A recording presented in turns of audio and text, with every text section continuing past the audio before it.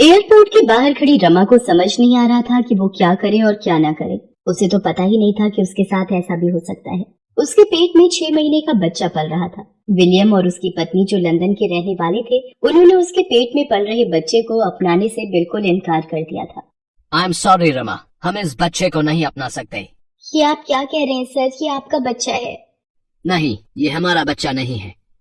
Sir, इस तरह मुझे मझधार में मत छोड़िए। अगर मुझे इस तरह छोड़ दिया तो मैं गांव समाज में कैसे मुंह दिखाऊंगी? रमा की बातों को सुनकर विलियम की पत्नी डायना को गुस्सा आ गया।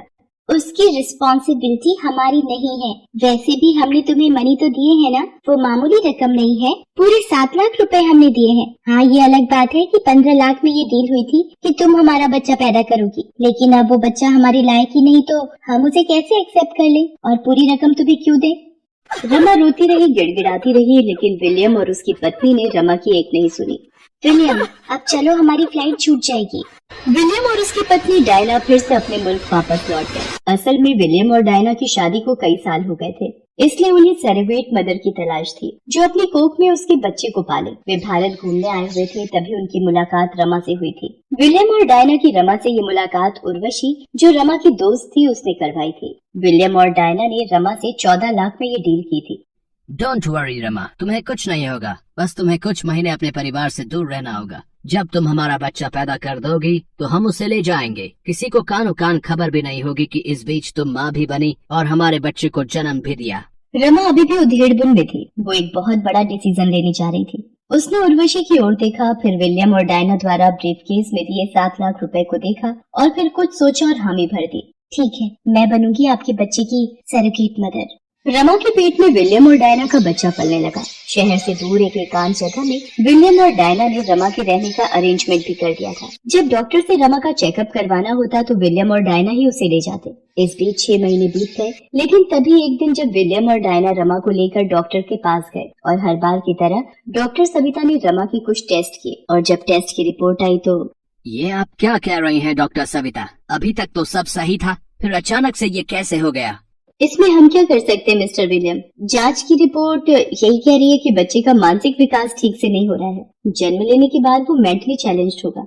विलियम और डायना ने जब ये सुना तो उन्होंने रमा से बच्चे को अबॉर्ट करने के लिए कहा, लेकिन वो तैयार नहीं हुई। उसने जब विलियम और डायना के मुंह से उस बच्चे को गिराने के बारे में सुना तो उसे बहुत आश्चर्य हुआ कि कुछ दिनों पहले ये दोनों एक बच्चे के लिए मारे मारे फिर रहे थे और आज बच्चे की कमी के बारे में पता चलते ही उसे मारने के लिए कहने लगे। उसे उन दोनों का ये दोहरा रवैया पसंद नहीं आया। उसने उन दोनों को बहुत समझाने की कोशिश भी की, लेकिन वो अपने देश वापस लौट गए।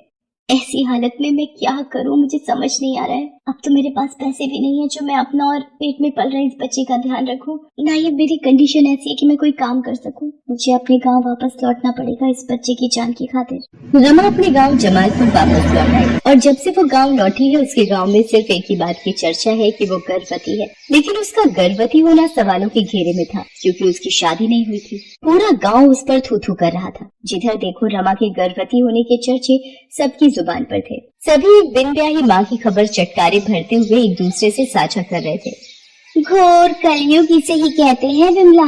राम राम राम राम। मुझे तो बोलते ही शर्म आती है कि कुंवारी लड़की माँ बनने जा रही है। अरे बोलने में कैसी शर्म? शर्म तो उन्हें आनी चाहिए जिन्होंने ऐसा काम किया है। मैं तो सरपंच जी से बात करने वाली हूँ। ऐसी कुलक्षणी लड़की का हमारे गाँव में क्या काम? सही कह रही हो। उस रमा को देखकर कहीं हमारी बहू बेटियों पर बुरा असर ना पड़ जाए। मैं तो पंचायत में साफ कह दूंगी कि उसे गांव से निकाल दिया जाए। दूसरी ओर रमा के घर में भी कोहराम मचा हुआ था। उसके माता पिता का रो रो कर बुरा हाल था। शर्म के मारे वो घर के बाहर भी नहीं निकल पा रहे थे। न तो रमा की माता उसे ठीक से बात कर रही थी और न ही पिता। वो चुपचाप एक कमरे में उदास सी बैठी रहती और आंसू बहाती। बार बार उसे घर और समाज दोनों द्वारा ये एहसास कराया जा रहा था कि उसने बहुत बड़ी गलती की है। एक दिन की बात है, उसके पिता कर्मवीर चौधरी गुस्से में चिल्लाते हुए घर में आई और अपनी पत्नी रमिया से कहा, पता नहीं हमारे किन पापों की सजा हमें मिल रही है। हमें पता होता कि रमा बड़ी होकर कुछ ऐसे गुल खिलाने वाली है तो मैं तो पैदा होते ही उसका गला घोंट देता।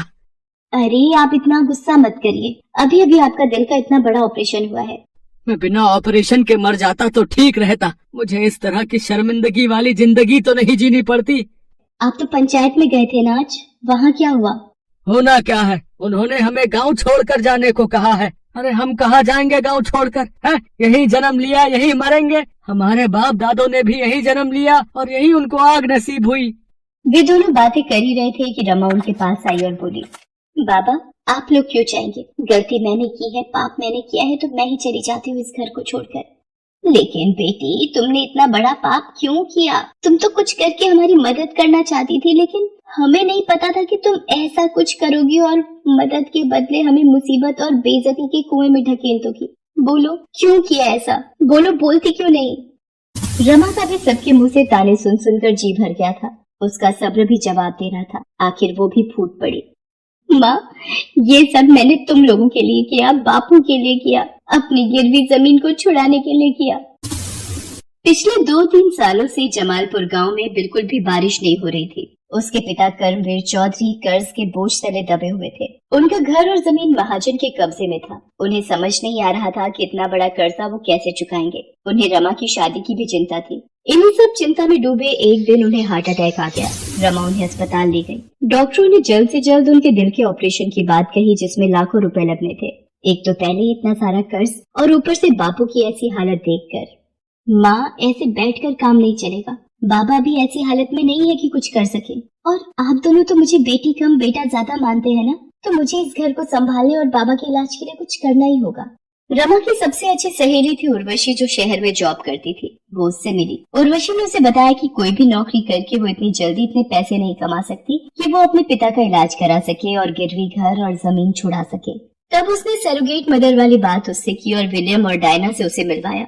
रमा के माता पिता को जब सारी असलियत का पता लगा तो, ये तूने क्या किया बेटी? मेरे इलाज और घर को बचाने के लिए तुमने इतना बड़ा कदम उठा लिया, लेकिन इस बदनामी के साथ तुम कैसे जियोगी? हमारी मानो तुम इस बच्चे को अबॉर्ट कर दो।